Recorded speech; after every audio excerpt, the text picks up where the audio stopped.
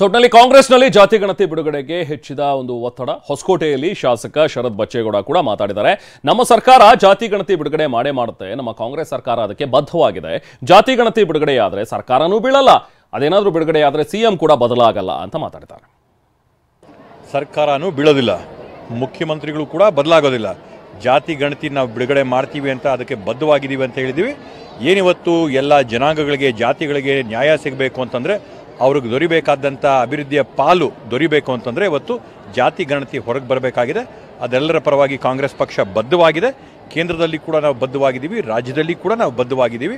ಅದರಲ್ಲಿರ್ತಕ್ಕಂಥ ತಾಂತ್ರಿಕ ಅಂಶಗಳನ್ನ ಕೂಡ ಪರಿಶೀಲನೆ ಮಾಡಿ ಜಾತಿ ಗಣತಿನ ನಾವು ಹೊರಗೆ ಬಿಡ್ತೀವಿ. ಸನ್ಮಾನ್ಯ ಮುಖ್ಯಮಂತ್ರಿಗಳಾಗಿರ್ತಂಥ ಸನ್ಮಾನ್ಯ ಸಿದ್ದರಾಮಣ್ಣವರೇ ಬಿಡ್ತಾರೆ, ನಮ್ಮ ಸರ್ಕಾರನೇ ಹೊರಗೆ ತರುತ್ತೆ. ಎಲ್ಲ ಜಾತಿಗಳಿಗೂ ಕೂಡ ಸಮಾಜವಾದದ ಹಿನ್ನೆಲೆಯಲ್ಲಿ ನ್ಯಾಯ ಕೊಟ್ಟಂಥ ಸರ್ಕಾರ, ನ್ಯಾಯ ಕೊಟ್ಟಂಥ ಪಕ್ಷ ಕಾಂಗ್ರೆಸ್ ಪಕ್ಷ ಈ ಜಾತಿ ಗಣತಿನೂ ಹೊರಗಡೆ ಬಿಟ್ಟು ಎಲ್ಲ ಜನಾಂಗಗಳಿಗೂ ಜಾತಿಗಳಿಗೂ ಕೂಡ ನ್ಯಾಯನ ಒದಗಿಸ್ಕೊಡ್ತೀವಿ. ಈ ಎಲ್ಲ ವಿಚಾರವಾಗಿ ಮತ್ತಷ್ಟು ಡೀಟೇಲ್ಸ್ ಪಡೆಯೋಣ. ನಾವು ಪ್ರತಿನಿಧಿ ಪ್ರಸನ್ನ ನಮ್ಮ ಜೊತೆಗೆ ಜಾಯ್ನ್ ಆಗಿದ್ದಾರೆ. ಪ್ರಸನ್ನ, ಈಗ ಜಾತಿ ಗಣತಿ ವರದಿ ಬಿಡುಗಡೆ ಮಾಡುವಂತಹ ಒಂದು ವಿಚಾರ ಮತ್ತೆ ಈಗ ಮುನ್ನೆಲೆಗೆ ಬಂದಿದೆ. ಸೊ ಇವತ್ತು ಯಾರೆಲ್ಲರೂ ಭೇಟಿ ಆಗುವಂತಹ ಸಾಧ್ಯತೆಗಳಿವೆ? ಈ ಪ್ರತ್ಯೇಕ ಸಭೆ ಎಷ್ಟು ಮಟ್ಟಿಗೆ ಮಹತ್ವವನ್ನು ಪಡ್ಕೊಂಡಿದೆ ಅನ್ನುವಂತಹ ಒಂದು ವಿಚಾರ, ಜೊತೆಗೆ ಈ ಜಾತಿ ಗಣತಿಯ ವಿಚಾರ, ಈ ಕಾಸ್ಟ್ ಸೆನ್ಸಸ್ನ ರಿಪೋರ್ಟ್ ಸಿಎಂ ಸಿದ್ದರಾಮಯ್ಯ ಅವರಿಗೆ ಹೇಗೆ ಶ್ರೀರಕ್ಷೆ ಆಗಬಹುದು ಅಂತ ಹೇಳಿ ವಿವರಿಸ್ತೀರಿ ಪ್ರಸನ್ನ? ರೆಹಮಾನ್, ಇಲ್ಲಿ ಎರಡು ಪ್ರಮುಖವಾದಂತಹ ವಿಚಾರಗಳು ಮುನ್ನೆಲೆಗೆ ಬರ್ತಾ ಇದ್ದಾವೆ. ಒಂದು, ಜಾತಿ ಜನಗಣತಿಯ ವಿಚಾರ, ಅದನ್ನ ಜಾರಿಗೆ ತರಲೇಬೇಕು, ಇವತ್ತಿನ ಕ್ಯಾಬಿನೆಟ್ ಅಥವಾ ಈ ವಾರದ ಕ್ಯಾಬಿನೆಟ್ನಲ್ಲಿ ಅದನ್ನು ಮಂಡನೆ ಮಾಡಲೇಬೇಕು ಅನ್ನುವಂತಹ ಒಂದು ಆಗ್ರಹ. ಇನ್ನೊಂದು, ಮೂಡಾ ಸಂಕಷ್ಟದಲ್ಲಿ ಸಿಲುಕಿರುವಂತಹ ಸಿದ್ದರಾಮಯ್ಯನವರ ಪಾಲಿಗೆ ಜಾತಿ ಜನಗಣತಿ ಮತ್ತು ಅಹಿಂದ ಶಾಸಕರು ಸಚಿವರು ಕೂಡ ಒಂದು ಶ್ರೀರಕ್ಷೆಯಾಗಿ ನಿಲ್ತಿದ್ದಾರೆ ಅನ್ನುವಂಥ ಎರಡನೇ ವಿಚಾರ. ಇವತ್ತು ಮಧ್ಯಾಹ್ನ 12 ಗಂಟೆಗೆ ಸಿಎಂ ಸಿದ್ದರಾಮಯ್ಯನವರ ಕಾವೇರಿ ನಿವಾಸದಲ್ಲಿ ಅಹಿಂದ ಶಾಸಕರು ಮತ್ತು ಹಿಂದುಳಿದ ವರ್ಗದ ಶಾಸಕರು ಸಚಿವರೆಲ್ಲರೂ ಕೂಡ ಮುಖ್ಯಮಂತ್ರಿಗಳನ್ನ ಭೇಟಿಯಾಗಿ ಜಾತಿ ಜನಗಣತಿಯನ್ನ ತಕ್ಷಣ ಸ್ವೀಕಾರ ಮಾಡಲೇಬೇಕು ಅನ್ನುವಂತಹ ಒತ್ತಡವನ್ನು ಹಾಕ್ತಾ ಇದ್ದಾರೆ. ಜಾತಿ ಜನಗಣತಿ ಸ್ವೀಕಾರದ ವಿಚಾರದಲ್ಲಿ ಕಾಂಗ್ರೆಸ್ನಲ್ಲಿ ಒಂದೇ ನಿಲುವಿಲ್ಲ, ಒಮ್ಮತದ ನಿಲುವು ಕೂಡ ಇಲ್ಲ. ಬೇರೆ ಬೇರೆ ಭಿನ್ನಾಭಿಪ್ರಾಯಗಳಿದ್ದಾವೆ. ಹಿಂದುಳಿದ ವರ್ಗದ ಶಾಸಕರು ಸಚಿವರೆಲ್ಲರೂ ಕೂಡ ಜಾತಿ ಜನಗಣತಿಯನ್ನ ಸ್ವೀಕಾರ ಮಾಡಲೇಬೇಕು ಅನ್ನುವಂತಹ ಒತ್ತಡವನ್ನು ಹಾಕ್ತಾ ಇದ್ದಾರೆ. ಒಕ್ಕಲಿಗ ಮತ್ತು ಲಿಂಗಾಯತ ಶಾಸಕರು ಸಚಿವರ ಧಾಟಿಯೇ ಬೇರೆ ಇದೆ. ತಕ್ಷಣಕ್ಕೆ ವರದಿಯನ್ನು ಸ್ವೀಕಾರ ಮಾಡಬಾರದು, ಅದರಲ್ಲಿ ಇರುವಂತಹ ಅಂಕಿ ಸಂಖ್ಯೆಗಳು ಬೇರೆ ಬೇರೆ ರೀತಿಯಲ್ಲಿ ದಾಖಲಾಗಿದ್ದಾವೆ. ಈ ಕಾರಣಕ್ಕೋಸ್ಕರ ಕೇಂದ್ರ ಸರ್ಕಾರದ ಜಾತಿ ಜನಗಣತಿ ಆಗುವಂತಹ ತನಕವೂ ಕೂಡ ನಾವು ಕಾಯಬೇಕು ಅನ್ನುವಂತಹ ರೀತಿಯ ಒತ್ತಡವನ್ನು ಹಾಕ್ತಾ ಇದ್ದಾರೆ.